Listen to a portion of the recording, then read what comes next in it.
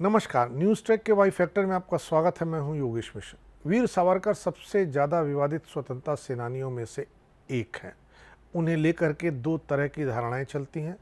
एक, आज की जो सरकार है, जो हिंदुत्व की सरकार है, वह हिंदुत्व की सरकार उनकी प्रबल समर्थक है, जबकि कांग्रेस पार्टी की और दूसरी सरकारें वीर सावरकर को स्वतंत्रता संग्राम सेनानी मानने को तैयार नहीं होती हैं। लेकिन उनका यह मानना गलत है। वीर सावरकर स्वतंत्रता संग्राम सेनानी थे, वे एक समाज सुधारक थे, वे बहुत बड़े दार्शनिक थे। हिंदुत्व की आज जो विचारधारा है, उसके प्रबल पैरोकार वही थे। जब द्विराष्ट्र का सिद्धांत जिन्ना ने दिया तो सावरकर चाहते थे कि धर्म के आधार पर ही राष्ट्र बटे, लोग एक दूसरे राष्ट्र में कभी ओवरलैप ना करें। उन्होंने कन्वर्टेड हिंदुओं को हिंदू धर्म में वापस लाने के लिए बहुत प्रयास किए, इसके लिए आंदोलन चलाए। उन्होंने भारत की एक सामूहिक हिंदू पहचान बनाने के लिए हिंदुत्व शब्द गढ़ा। विनायक दामोदर सावरकर को 20वीं शताब्दी का सबसे बड़ा हिंदूवादी नेता कहा जाता है। वह कहते थे कि उन्हें स्वतंत्र वीर की जगह हिंदू संगठक कहा जाए।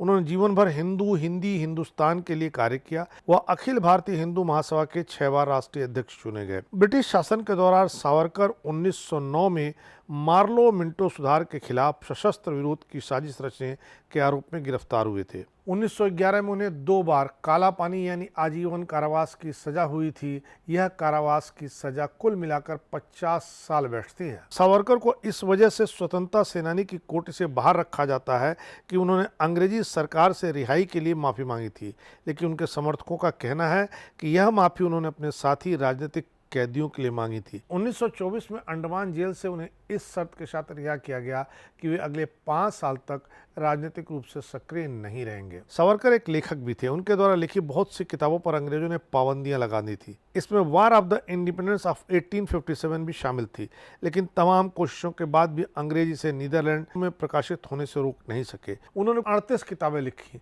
जो मुख्य रूप से मराठी और अंग्रेजी में थी। उनकी एक पुस्तिका हिंदुत्व, हु इज़ हिंदू, बहुत चर्चित रही। सावरकर ने हिंदुओं में व्याप्त कुरीतियों के खात्मे और हिंदुओं के उत्थान के लिए लोगों से अपने धर्म की 7 बेड़ियों को तोड़ने की अपील की। इन 7 बेड़ियों में वेदकत्वबंदी, वेदों से आंख मूंद कर चिपके रहना; व्यवसायबंदी, जन्म के आधार पर व्यवसाय अपनाना; स्पर्शबंदी, छुआछूत की धारणा मानना; समुद्रबंदी, समुद्र पारी यात्रा कर विदेश जाने की पाबंदी; शुद्धिबंदी, हिंदू धर्म में वापस न आने पर पाबंदी; और रोटीबंदी, अंतर्जातीय लोगों के साथ भोजन करने पर पाबंदी; और बेटी बंदी, अंतर्जातीय विवाह पर पाबंदी शामिल थे। उन्होंने महाराष्ट्र के रत्नगिरी में अस्पृश्यता के खिलाफ आंदोलन शुरू किया और इसी आंदोलन का नतीजा था कि सभी हिंदू एक दूसरे के साथ मिलजुल करके खाना खाने लगे थे। सावरकर ने राष्ट्रध्वज तिरंगे के बीच में धर्मचक्र लगाने का सुझाव दिया था, जिसे राष्ट्रपति डॉक्टर राजेंद्र प्रसाद ने मान भी लिया था। वे दुनिया के पहले राजनीतिक कैदी थे जिसका मामला अंतर्राष्ट्रीय न्यायालय हेग में चला। वे पहले भारतीय राजनीतिक कैदी थे जिसने एक अछूत को मंदिर का पुजारी बनाया। वे गाय को एक उपयोगी पशु मानते थे। सावरकर महात्मा गांधी के कटु आलोचक थे। उन्होंने अंग्रेजों द्वारा द्वितीय विश्व युद्ध के समय जर्मनी के विरुद्ध हिंसा को गांधी जी द्वारा समर्थन किए जाने को पाखंड करार दिया। सावरकर ने अपने ग्रंथ हिंदुत्व के पृष्ठ 81 पर लिखा है, कोई भी व्यक्ति बगैर वेद में विश्वास किए भी सच्चा हिंदू हो सकता है। उनके अनुसार केवल जातीय संबंध या पहचान हिंदुत्व को परिभाषित नहीं कर सकता, बल्कि किसी भी राष्ट्र की पहचान के 3 आधार होते हैं: भौगोलिक एकता, जातीय गुण और साझा संस्कृति। जब डॉक्टर भीमराव अंबेडकर ने बौद्ध धर्म स्वीकार कर लिया, तब सावरकर ने कहा था कि अब जाकर वे सच्चे हिंदू बने।